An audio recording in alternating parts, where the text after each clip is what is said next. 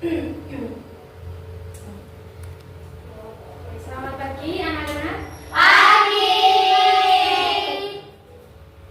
Bagaimana kabarnya hari ini? Alhamdulillah bil khair. Sebelum kita mulai pembelajaran hari ini, alangkah baiknya kita berdoa terlebih dahulu. Doa dipimpin oleh ketua kelasnya siapa? Saskia. Mbak Saskia. Iya. Dipimpin Mbak Saskia. Berdoa mulai. Bismillahirrahmanirrahim. Raditu billahi rabban wa bil islami dinan wa bi Muhammadin nabiyyan wa rasulah. Rabbi zidni ilma warzuqni fahma. Allahumma arinal haqqa haqqan warzuqna ittiba'ah wa arinal batila batilan warzuqna ijtinabah. Amin ya rabbal alamin. Insyaallah semuanya pada semangat. Semangatnya gimana? Tepuk semangat. Oke, tepuk semangat.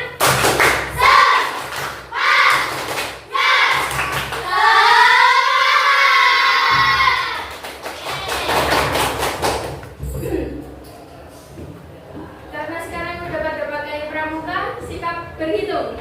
Berhitung mulai. 1, 2, 3, 4, 5, 6, 7, 8, 9, 10. Selesai. lengkap. Yeay. Anak kelas 7A rajin-rajin ya. Yeah. Sekarang pembelajarannya tentang apa? Hakikat sholat dan zikir. Good. Nah, Salat secara bahasa itu artinya Berdoa. Nah, sedangkan secara istilah yaitu Seluruh perbuatan dan ucapan yang dimulai dengan takbiratul ihram dan diakhiri dengan salam. Salat fardu itu hukumnya apa? Wajib bagi setiap muslim. Ya, bagi setiap muslim Laki-laki maupun perempuan yang Pintar. Nah, ketentuan pelaksanaan sholat. Nah, di sini ada namanya syarat wajib sholat dan juga syarat sah sholat. Nah, biar kalian paham ya. Syarat kalau Islam terus berusia sudah mencapai balik dan berakal itu masuknya ke syarat Wajib. Nah, kalian Islam? Islam. Nah, berusianya sudah balik belum? Sudah. Rata-rata umur berapa ini? 12.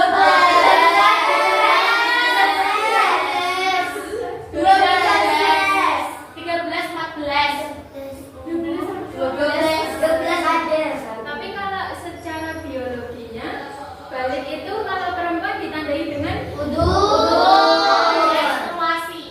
ya betul sekali menstruasi. Kalau laki-laki Mimpi Nah, terus di sini ada yang belum menstruasi.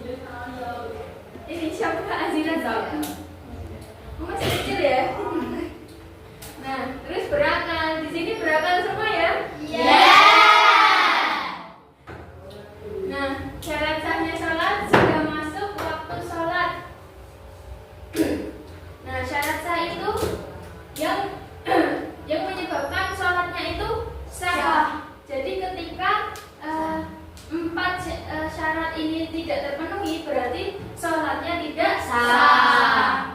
Nah, kalau syarat wajib itu syarat yang mewajibkan kalian untuk melaksanakan sholat.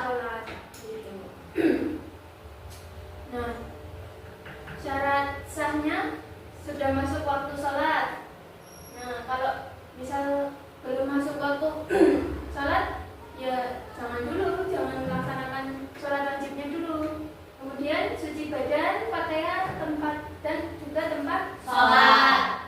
Kemudian menutup aurat dan menghadap Kiblat. Nah, sudah masuk waktu sholat. Pokoknya kalau udah terdengar azan, berarti udah masuk waktu Sholat. Kemudian cuci badan, ya. Jadi badannya juga harus bersih. Pakaiannya juga harus Bersih. Tempat sholatnya harus Bersih. Itu serambi masjidnya kadang kotor, ya. Ya. Ya. Jadi kalau mau sholat kok ada kotoran sebesar apapun itu ya, itu kalau bisa dibersihkan ya, nggak apa-apa. Oh ini bukan piketku, nggak boleh gitu, ya. Nah kalau dalam kitab Tanqihul Qaul Qaulul Masjid itu, kalau kita membersihkan sebiji zarah pun kotoran di masjid, nah insya Allah itu akan menggugurkan seluruh dosa-dosa kecil kita. Ya, jadi kalau bisa anak-anak kelas 7A solehah, Amin. Nah, kalau bisa inisiatifnya harus bagus, harus sangat peka terhadap Lingkungan sekitar. Iya, bagus. Nah, pakaian apalagi pakaian dalam, ya. Kalau bisa, kalau mau sholat pakaiannya ada sendiri, ya. Misal habis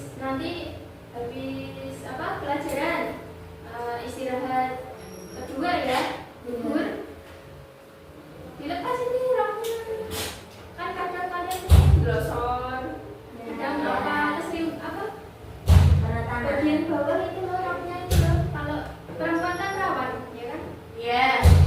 Itu dilepas pakai sarung yang khusus sholat, gitu. Kemudian menutup aurat. Nah, auratnya perempuan saat sholat kecuali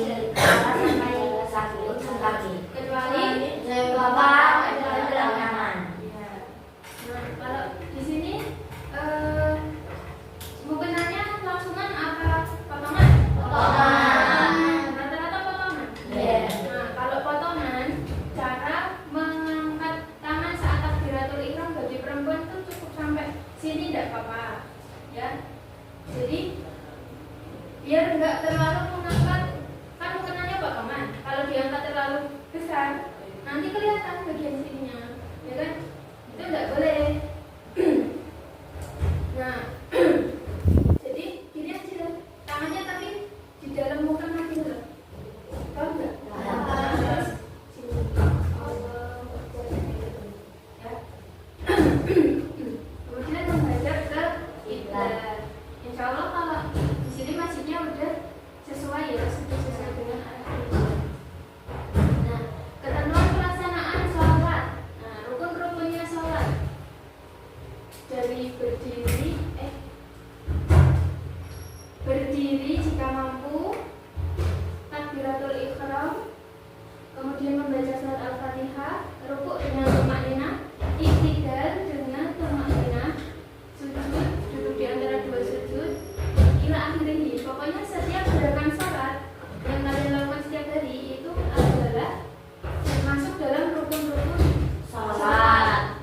Artinya wajib dipenuhi, wajib dilaksanakan. Nah, jadi berdiri.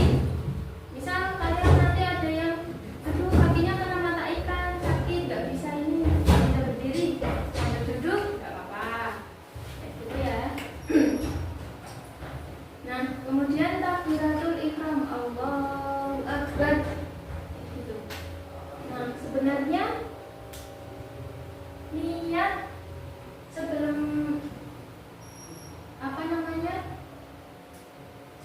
harusnya ini ada niat juga ya. Niat itu sangat penting, yang paling utama itu niat, ya.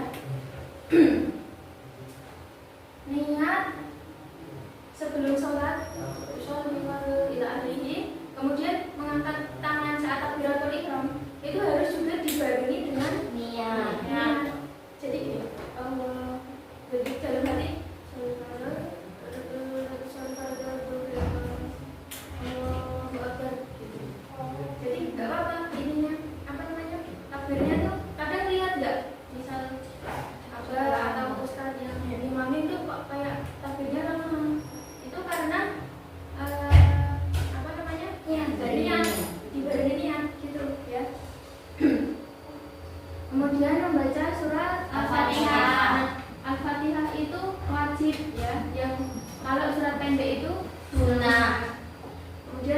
dengan tumak nina. Kalian paham tumak nina itu apa? Khusyuk. Ya betul. Khusyuk. Jadi jangan sambil jawil-jawilan. Siapa yang masih kayak gitu? Bisa. Oh, Melisa nggak boleh ya. Soalnya tumak nina itu adalah ini. Oh, terus kalau ada sholat yang misal sholat ya, itu sholat sunnah. Terus tuh ada orang yang jahilin gitu. Terus itu orangnya lagi. Nah, itu udah batal kan hukumnya. Iya. Oh, batal. Makanya rasa bodoh. Ya, soalnya bodoh. Tiba-tiba jawil-jawil. Kamu tiba-tiba menjelma jadi devil ya? Ih, takut. Nah, kemudian i'tidal sama Allah beribadah. Terus sujud. Kemudian duduk di antara dua sujud. Kemudian duduk akhir pada tasyahud akhir, membaca tasyahud akhir, membaca sholawat atas Nabi, membaca salam pertama kanan. Nah, kalau salam ke kanan itu rukun, jadi wajib. Kalau bisa ini harus hafal ya. Ya. Notnya pokoknya yang paling utama itu pertama nih. Iya. Nggak tertulis ya, maaf ya. Nah, terakhir tertib. Kemudian ketentuan pelaksanaan sholat yang berikutnya adalah sunnah sholat. Nah, ini baru masuk ke dalam sunnahnya. Mengangkat kedua tangan saat takbiratul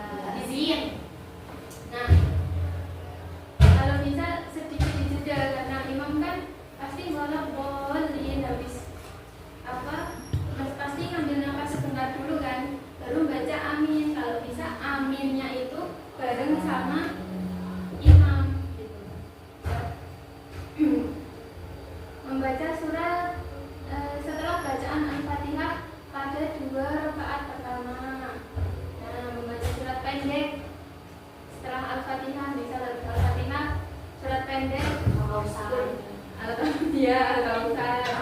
Al-Ikhlas. Bestseller banget ya kayaknya ya. Iya, Al-Ikhlas, Anas, Al-Falaq, Al-Asr. Iya. Itu bestseller ya. Terus sunnah bagi makmum mendengarkan bacaan imam. Nah, jadi ketika imam lagi baca surat itu didengarkan, ya, didengarkan. Kemudian membaca takbir ketika turun dan bangkit, selain ketika bangkit dari ruku. Selain ketika bangkit. Oh iya. Jadi baca takbir kalau bangkit dari ruku bacanya Sami Allah liman ya, pintar. Nah, ketika bangkit dari ruku membaca Sami Allah liman hamidah. Kemudian ketika i'tidal membaca Rabbana falhamdu mil'us samawati wa mil'ul ardi wa mil'u ma syi'a ba'du. Nah, meletakkan dua telapak tangan di atas lutut ketika ruku, membaca tasbih ketika ruku dan sujud, membaca doa ketika duduk di antara dua sujud, duduk iftirashi pada semua duduk salam, pada semua duduk dalam sholat kecuali duduk akhir. Nah, duduk tawaruk, duduk tasyahud akhir di saat sholat, membaca salam kedua atau ke kiri. Jadi duduk saat tasyahud akhir itu namanya duduk tawaruk. Kalau duduk di antara dua sujud itu namanya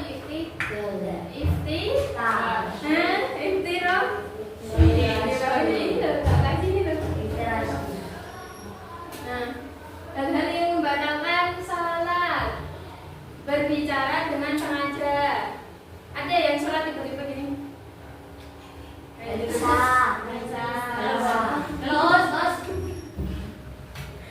Gak boleh ya, Felicia. No. Nah, banyak melakukan gerakan di luar sholat. Meskipun kalian gatel atau apa gitu ya, kalau bisa ditahan minimal dua gerakan besar. Misal yang gatel sini, jangan gini-gini. Nanti dikira yang bergantungan di pohon. Nah, terus nah, jadi cukup gini aja, lep, terus ini jarinya yang gerak. Ya, gini. Kalau itu sadar. Gimana? Nah, terus lagi gatel bagian mana?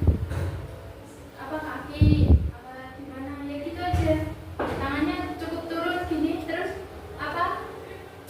Jarinya yang gerak set gitu. Ya, nggak boleh banyak melakukan gerakan. Ya, Sarisa, jangan salto kalau sholat ya. Ayam.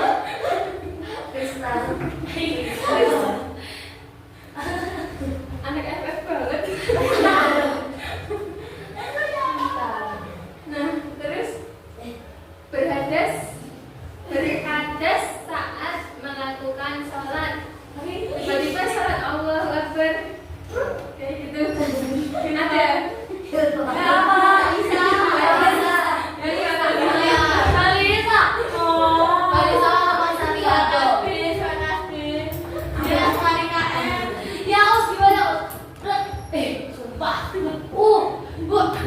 aku gimana dia? Gitu.